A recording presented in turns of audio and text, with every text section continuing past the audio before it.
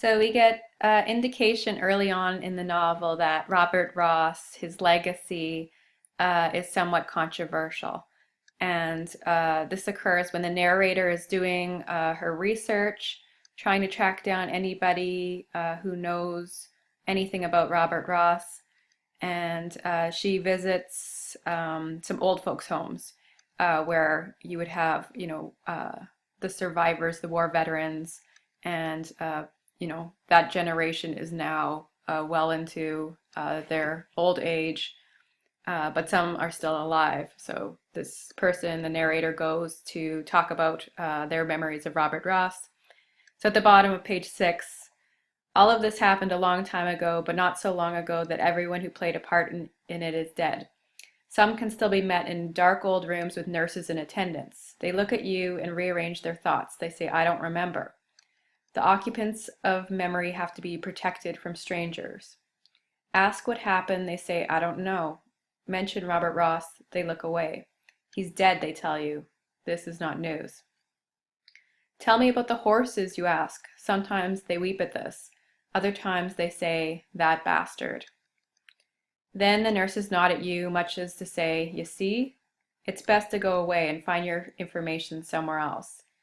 In the end, the only facts you have are public. Out of these, you can make what you can, knowing that one thing leads to another. So we have the reaction of those Ross or had known of Robert Ross, and it's a mixed reaction. So some people weep when they hear his name. Others say that bastard. And then there's some mention of horses too, along with Robert Ross's name. So we can make some sort of inference, a leap, that whatever Robert Ross did has to do with horses and has been a source of controversy.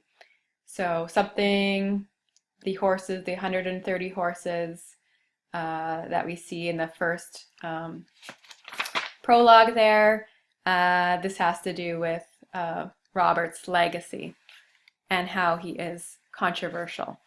So his character is, again, one that has a legacy that is undefined, and there's this sort of mystery around what he's remembered for. On page 9, you also get another sort of glimpse at Robert Ross. Different photographs are shared. There's one where there's a crowd watching a parade, and in the background they're singing Soldiers of the Queen. So this would be a kind of parade to celebrate, to inspire patriotic pride and encourage sort of the sentiment of support for one's country going to war. So it's a lot of patriotism and marshaling of pro-war sentiment. And then Robert Ross is there. So in the middle of page 9, then you see him, Robert Ross, standing on the sidelines with pocketed hand, feet apart and narrowed eyes. His hair falls sideways across his forehead. He wears a checkered cap and dark blue suit. He watches with a dubious expression, half admiring, half reluctant to admire. He's old enough to go to war. He hasn't gone. He doubts the validity in all this marshalling of men, but the doubt is inarticulate. It stammers in his brain. He puts his hand out sideways, turns. He reaches for the wicker back of the wheelchair. Come on, Rowena. There's still the rest of the park to sit in. So at this early he hasn't gone to the war yet, obviously, and he, at least the narrator, sees that he's doubtful or skeptical about all this show of pride and celebration, because it is kind of paradoxical that we would throw parades and celebrate and cheer and sing when we're sending away young men to face their death, possibly on the battlefield. So instead of being somber, there's a lot just of patriotic celebration. We're going to win the war. So all that kind of propaganda and celebration and patriotism is, to him, it doesn't really make sense. And at this time, his priority is looking after his sister, Rowena. So she is, in the early part of his life, almost like his whole world, right? He is her protector, um, and he is the one who takes care of her. She suffers from a sort of hydrocephalic um, disorder, and he's the one who takes care of her. She's very fragile, and he's her guardian. So even in this early part, we have him displayed as somebody who cares for, who shows compassion for others, and he is skeptical about the war, or at least about this scene, all the marshaling and celebration and brouhaha of the patriotism in his hometown. So even in these early parts of the novel, you can get a sense that Robert is somebody who is, he's compassionate and caring, which kind of makes it a question, how did a young man like this end up in the position of being a soldier where, killing is your mission, right? So it's sort of paradoxical and a little bit of the duality or complexity of his character that he ends up in a war situation. Um, but the significance of the title, so we could, before we get too much into Robert Ross's character, we can address the significance of this title, which will become more and more apparent as you get more into the novel. But there's the obvious fact that this is a plural of war, so it's not just the war, it's the wars. So it's suggesting more than just the Great War, right? World War One. And there's more going on than just a physical battle, physical hardship, although that is part of it. We have both internal and external conflicts in the novel.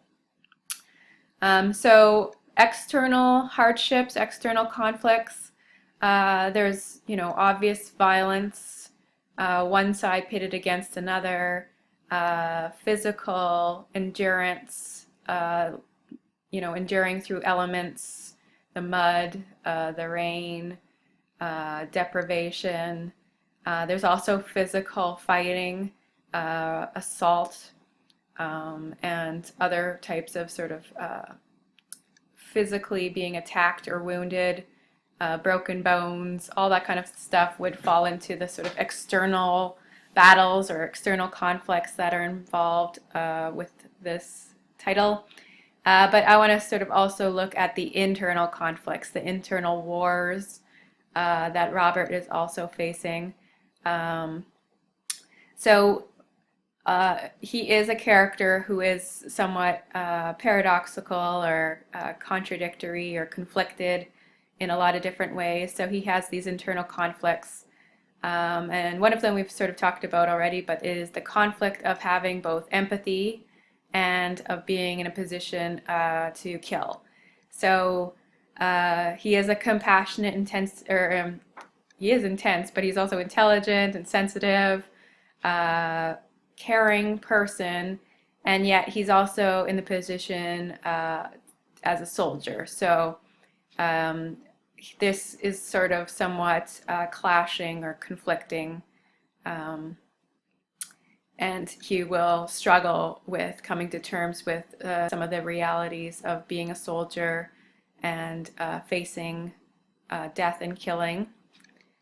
And then the other internal battle would be related to his gender identity and sexuality. So as a man living during this time, so 1914 to 1918 is the time, World War One. So there would have been, forms of hegemonic masculinity that would have been idealized and promoted, and the war hero would have been a large part of the military propaganda, and war heroes would have been, plastered all over newspapers. So there is definitely an ideal masculinity that is part of um, Robert's search for a male role model, someone to look up to. But at the same time, there's sort of this undercurrent of homosexual desire that it sort of runs through his character and through some of the other characters in the novel, that runs counter or challenges all the sort of norms, masculine gender norms that are also sort of dominant at this time.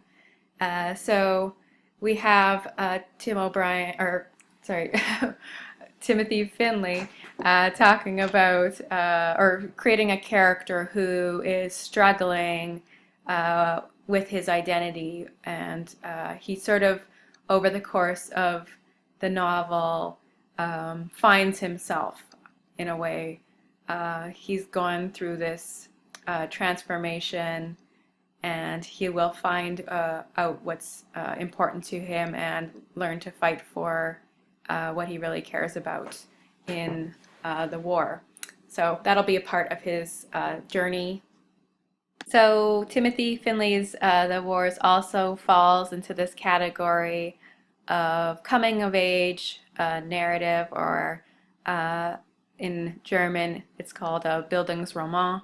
It's a novel that's sort of about the transformation of somebody from being a child to adult. So the kind of rites of passage that somebody might go through in order to gain a more mature sense of the world. So a Bildungsroman is a novel that depicts the coming of age of the protagonist, also called a novel of formation. Over the course of the novel, we see the development of the protagonist's mind and character in the passage from childhood through various experiences, and often through spiritual or existential crisis, into maturity. This development usually involves recognition of one's identity and role in the world. So we have that being played out in Timothy Findley's narrative, where Robert Ross, he begins as a very sort of naive or innocent young man, but still sort of very sensitive, intelligent. And then his rite of passage is the death of his sister, Rowena, and his enlistment into the war. So the war will be an event that teaches him some of the harsh realities of the world, and where he loses his innocence. So it is a loss that he experiences on the battlefield, and also in relationship with other his treatment from other soldiers, and it really becomes a kind of process or transformation for him to also find his identity and what he really stands for. So that's sort of where he'll end up over the course of the novel. So that's a typical storyline or plot structure for a Bildungsroman. And it's the war and Rowena's death as well, which are the catalysts to Robert sort of finding himself and becoming a more experienced, more mature, and really finding out who he is. So that's the progress of his character.